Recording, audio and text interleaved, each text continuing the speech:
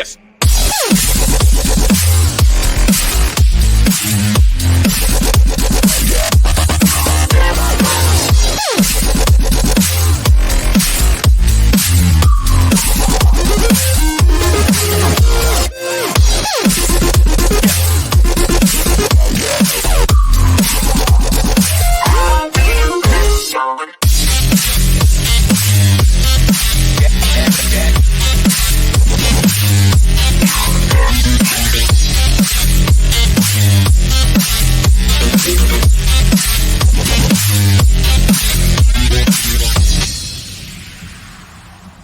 Welcome to Friday Fuel.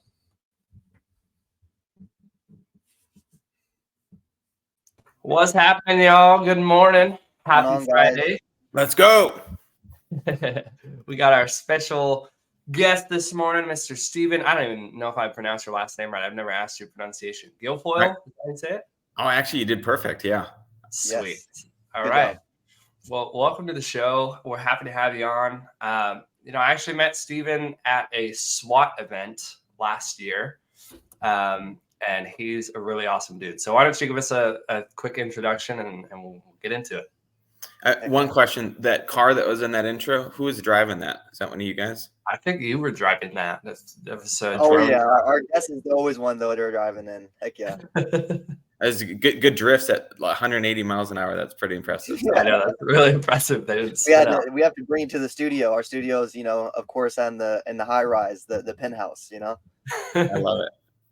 Yeah. So again, thanks for having me. This is so cool. And yeah, Joe beat me too, but I said I expect at least 25 comments from Joe today. So if that doesn't happen, Joe, I'm going to feel like I'm doing something wrong. But yeah, my story was very similar to what I think you guys kind of started with too, is just door knocking, individual one-on-one kind of sales. And so it's just been a really fun journey to kind of get to where we are. We have over 27,000 agents and brokers that sell our products now. We are in every single state. We've done $1 billion of savings to most of our companies combined.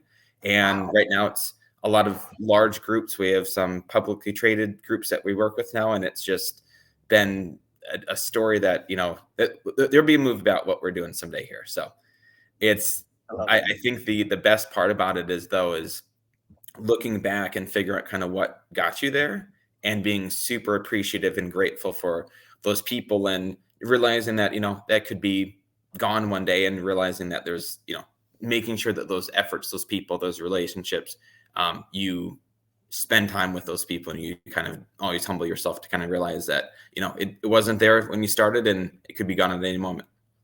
Yeah. I love that. It's very And true. we're super appreciative to have you on. I think I know me and Adam definitely want to be in a position that you are one day. I know a lot of people that listen, to our show definitely do. So I just want to let everybody know we do have a shorter show. This guy is obviously a very, very busy guy. So we have a hard cutoff at the 30 mark. So if you have any questions, please get him in here. He'd love to answer. He's a great, helpful guy. So we'll get the ball rolling. Mm-hmm. Yeah. And I can bill you by the question, right? Is that what? Yeah. And we'll send that bill to Joe. So. Yep. All right. Steven, can you give us a little bit of your timeline? So like when you got started, what you were doing when you first got started, and then when you transitioned into doing what you're doing now, and how you've seen that success grow over the years. Yeah. One of my favorite stories, it was actually my very first week when I went in the field. I was knocking doors. It was literally like a farmers and ranchers, no books or anything else, just like, hey, if you see a house on the side of the road, go knock it and try to get in their house. And this was like accident cancer type insurance. Mm-hmm. And I remember I went like 0 for 57 of zero doors got in, whatever. But I was just so, ignorant, so dumb, so motivated to do it. Right. And I knew that like I'd seen the week before, I'd seen some people do it. So I knew it was like a possible thing. It wasn't just a hypothetical thing that I hadn't seen proof of. And so I remember like that very last Friday at it was probably like 9:45 at night. I knocked on like the last door, and that door ended up being like a $4,000 sale at the time, which was in my world, that was more than I'd made in like 3 months right before that. And again, this is back like 2010, right? So this is like before inflation. So you get $4 is like a big deal. Even more money. And I remember looking back and I said, had I not done that and had I gone home and ended early, I would have never had that success of tasting anything, and went on to break a lot of the company records at that time with that company, right? And so it's all about kind of believing in yourself enough that first time. And you see so many people that don't take that last knock and they leave the industry before they realize how successful that they were. And it's a pretty heavy thing to think back on, like, what if that hadn't happened? And it's a really, I think, a cool understanding though, to kind of just realize, where you kind of came from. I love that. And one thing I want to make a point of, within that is Friday at 9:45. You hear what he said? That's the whole point of our show. That's exactly the kind of message you want to spread to our viewers. He could have gone home early on Wednesday or Thursday or Tuesday and been discouraged, or went home early on Friday because it wasn't working. And at 9:45 p.m. on a Friday, he went in there and got that sale and made more money than he had done in the last 3 months. And then that propelled him, to the beating the company records, to this, great career that he's lent. What made you keep going through that week where you had no success, and on Friday you decided, you know what, I'm going until the midnight burns? What made you keep going on that day? I didn't have a choice. I had just quit my job. I had started full commission. I thought it was going to be easy, and I had just signed a 30-year mortgage on a house. That the job that I qualified for the house loan, I quit. So I think it's a good kind of jump in with your feet, or head first, right? Yeah. So I think giving yourself a chance not to fail, I think, is really important too. Wow. I love that. And one thing I kind of like to say myself is that positive, negative pressure can be very, very good. Sometimes you do have to put your back against the wall. And in my situation, I had to go for broke. I spent my last $200 within that competition that we had, and it propelled me for the rest of the week, and had, one of the best weeks I've ever had. And putting yourself, against the wall, if it's, somewhere where you can't find the motivation for yourself, maybe putting credit card out there or getting a mortgage and then quitting your job is definitely the way to go. Not for everybody, but for people like yourself that, you're going to make it happen no matter what. It's definitely the way to go. Yeah, I love seeing you guys on that show, because I think it really does a great job on that Ultimate Agent. It's as good of an impression as what a day in the life really is. And kind of I remember looking back, and that is really in it, but it's that kind of pressure. It's not saying, oh, I could do it tomorrow, I could do it next week, I could do it next month. So I think that urgency that you had was incredible. I think if more people kind of had that level, I think they would be infinitely more successful with that too. Yeah. And you look at the success that we all had that week. I think we all hit our personal best that week. Yeah. And you're right. It's just having that urgency and saying, I'm not going to hold off till tomorrow. Like, this has to get done today or I'm going home. Right. Yeah. Or this has to get done today or my mortgage isn't getting paid. Whatever it might be. So it hit the nail on the head. Yeah. With Joe's last comment he just made there. So, like this last month or whatever. Yeah. Thanks, Joe.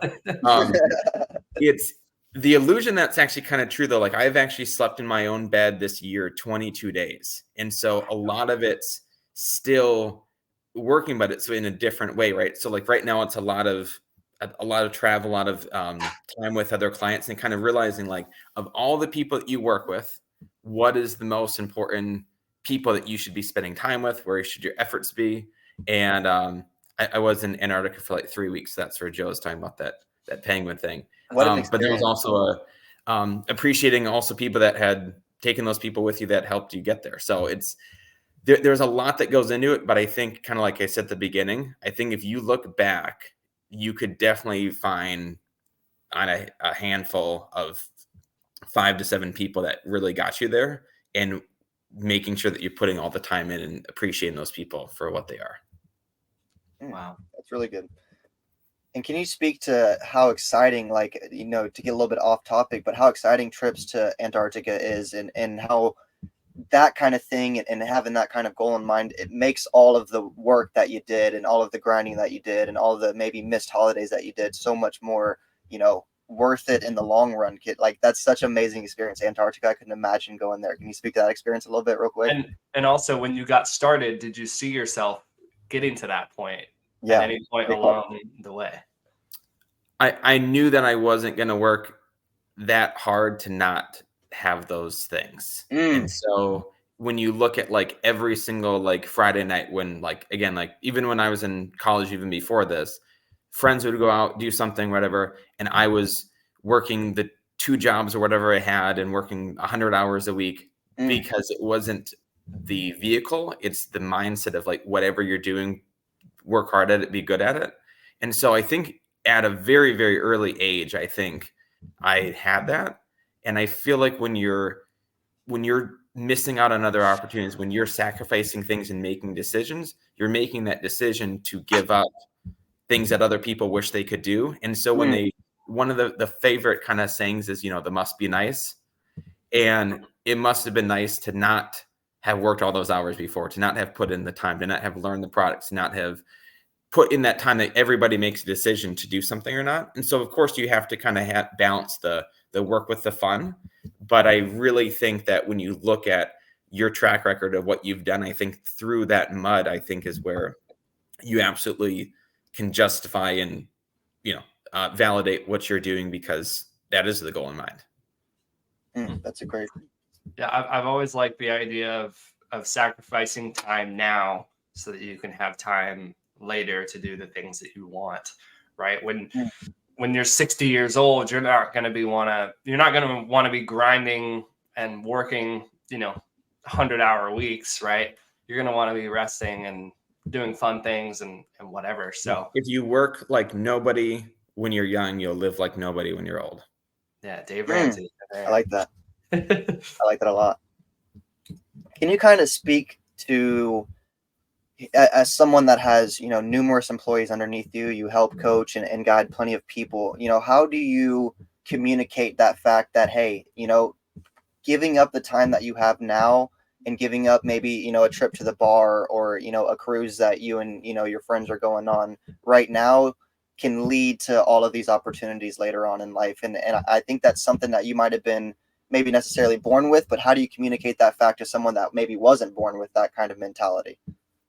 Yeah, I mean, I think a lot of it you can still, lead by experience and still like let them see it, right? The work ethic that goes into it every day. But I think at the end of the day, it's like they either have it or they don't. And I think it's just having a vision that you've shown that the path, that the product, the system, the people that are in there, like you should be motivating enough to show that path.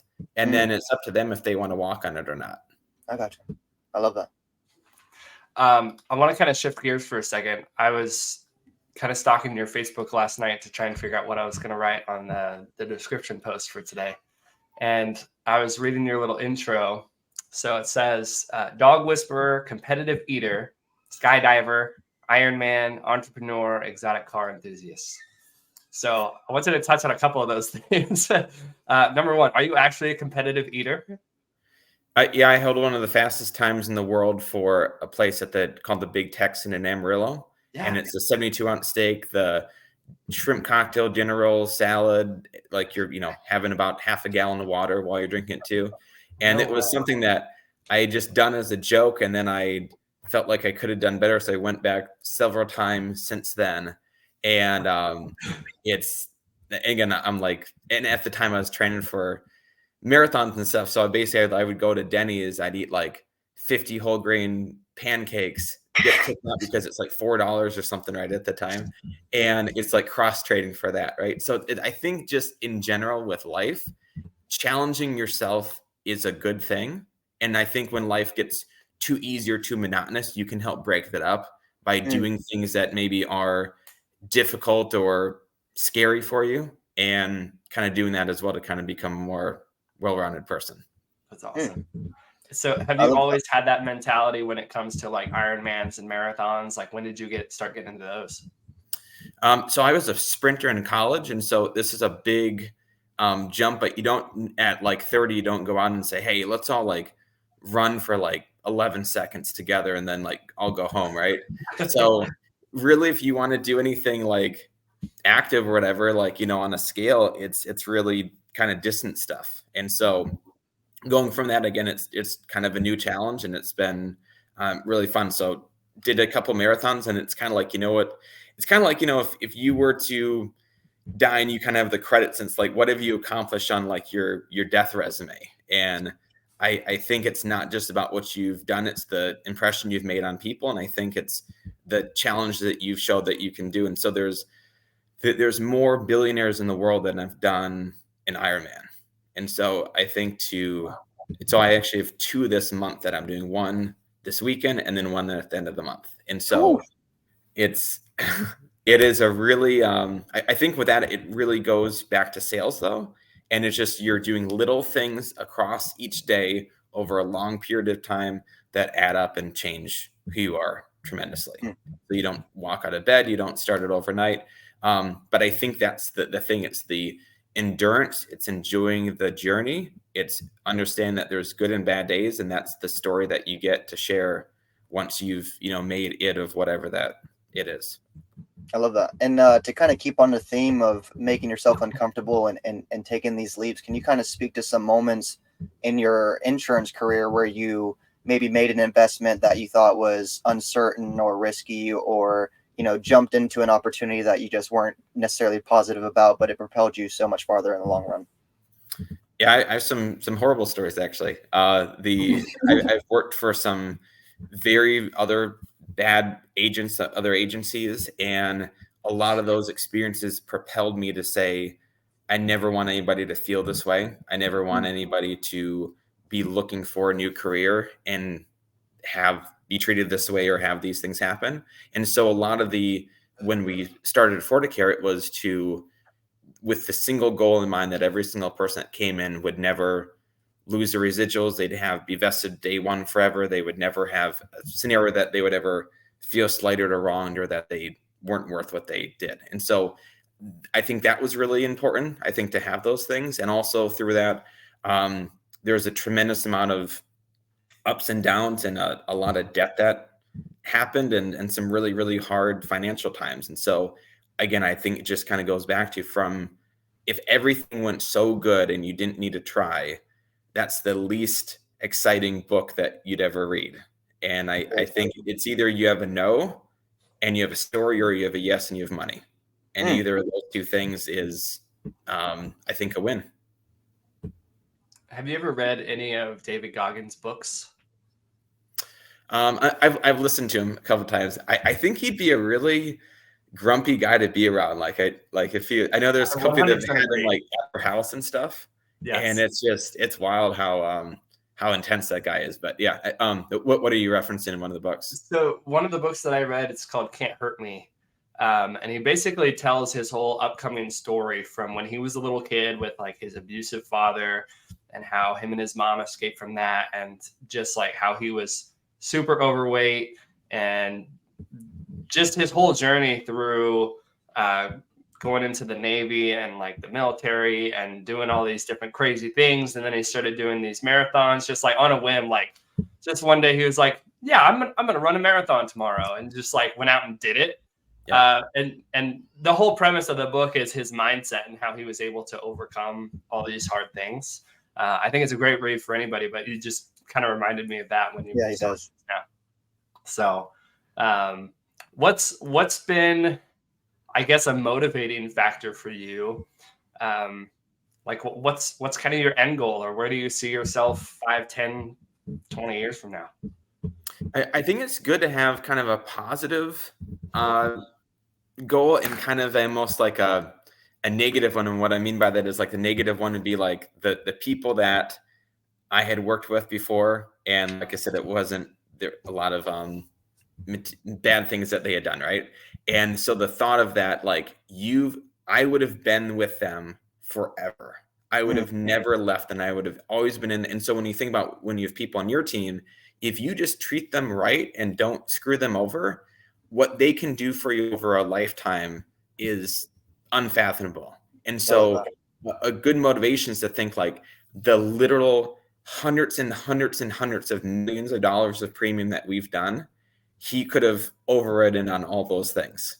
And a small, lapse of judgment or greed lost all that. And I think it's really important to, you know, again, apply it to people that you're working with, is that if somebody is actually wanting to do this for the long term, that puts in their time, you got to make sure that you give them every single opportunity you can. So yeah, I guess that would kind of be almost like to show off or whatever, you know, for that. And I think the other a positive aspect is to give a really good mentorship for the people that, you know, are just starting. And I remember how scared, how nervous, how just uncertain it is when you first jump into this.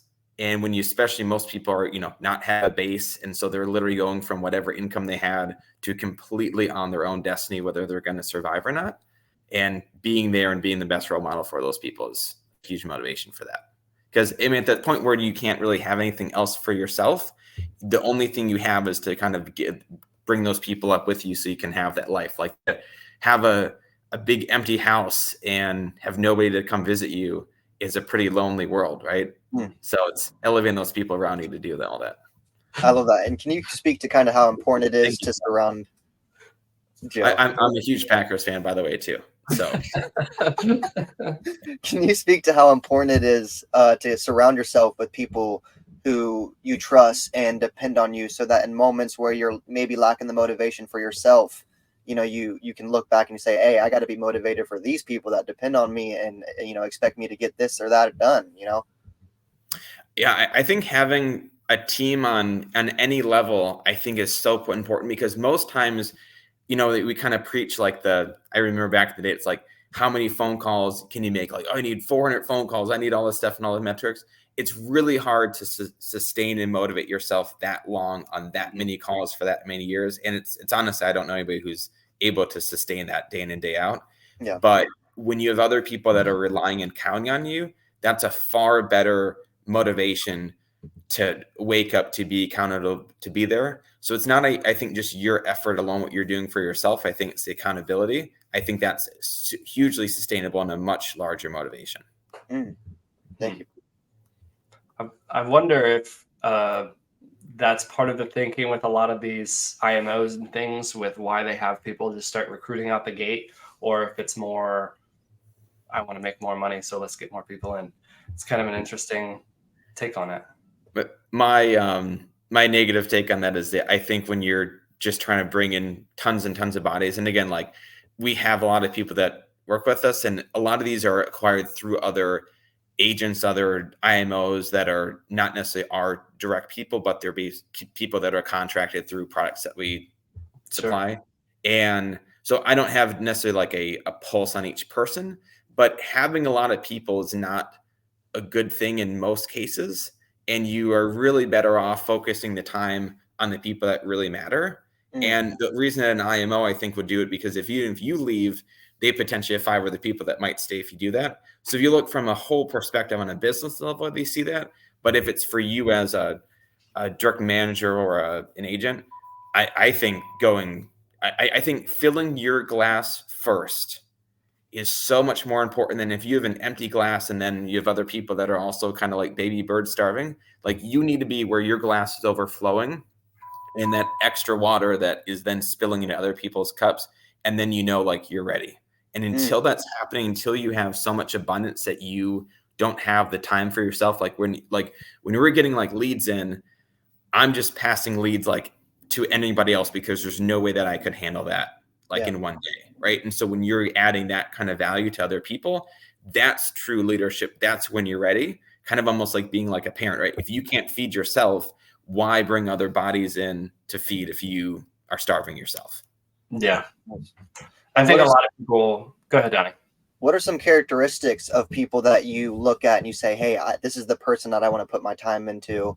I want to fill up their glass. And what are some characteristics of people that you say, you know what, I'm just going to have to, unfortunately, let them go and wish them well on their journey. And maybe that this home is just not their home. Yeah. What you're describing is we demote them to customer. And I think that, honestly, just asking, I think, is the biggest part of it. There's a tremendous amount of like people, for me and everybody else that we work with, that would give you any amount of time that you asked for. And I think at a certain point, I think they just ultimately understand that maybe it's not for them, but it's really, I think there's so many other personal things that are happening in people's lives that you don't see on the surface that affect it far more than what, the hours that you work during a day or the people you work with. Right. I mean, we don't know how difficult some people's lives are. And I think we take a lot of that for granted of, what it was like to grow up with two parents, or what it was like to, be lucky enough that one person answered the door for me. Right. And realizing that if that didn't happen, it's a whole different mindset. And so I think just being that as positive as you can, being available to the people that want to give you, and just, again, doing your best for them. I think the right people will come in, and the people that's not for, again, like, they could definitely be successful at tons of other things in life. It doesn't mean that if you fail at insurance, it means that you fail at life. That's a good point. Yeah, definitely not for everybody. So, very good point. I know we're coming up on our time here. Steven, is there any other advice, or what's the best piece of advice that you could give to a new agent or someone who's been in the business, let's say, less than 2 years? What would you recommend that they do today or this week to either get them back on the right track or propel them forward in their business? I think I touched on it a little bit before, but I keep going back to this, and I can't stress how, at least as a motivating thing, it has been for me. And I look at this as create, again, if it's a no, it's the story, and if it's a yes, it's money, right? And I look at this as what can I do to grow this story so impactful that they'll be forced to make a movie about this journey that you're on. And you don't sell a good movie without a lot of heartbreak, a lot of difficulties, a lot of times. And I think doing that and having that mindset of knowing and almost embracing for things to go wrong is just a better story they'll have about you. So I think it's a different kind of mindset, I guess, that maybe most people don't think of, but it doesn't have to go right to be good. I like that. It doesn't have to go right to be good. I like that's a great way to end. Yeah, I mean, when you look at the storyboard of any movie, right, there's always that climax, and then you have the fall, and then the resolution, right? So yeah, you've got to have that integral piece for it to be a good story. Yeah, so what I would search for is that point where it's about 43 minutes into the movie, and there's that little music montage thing where just they're stacking all the cash and doing all the driving the jet skis and stuff, and it's when you hit that moment, that's kind of the peak of the pinnacle of what I think everybody wants to get to. And so realizing that you got 43 minutes of film that you got to throw with suffering before it's even worth watching. Yeah. I love that. Sweet, man. All right. We appreciate any you last things you where want to can share? people find you? Where can they follow you? Where can people find you? Shout yourself out. I don't do a whole lot of stuff, but I'm still a MySpace. So if you want to follow me on MySpace, follow me there. I'm on Facebook. I'm on LinkedIn. I go on Snapchat about once a year or so, and then I need to find my Instagram password. But it's I'll see you at SWAT this year, Adam. And then I'm in Dallas, so if you guys are ever in the area, I'd love to take you guys out to lunch or anybody else as well. Heck yeah. Sweet, man. All right. Thank you guys so much for having me. This has been super fun, and you guys are real G's. Absolutely.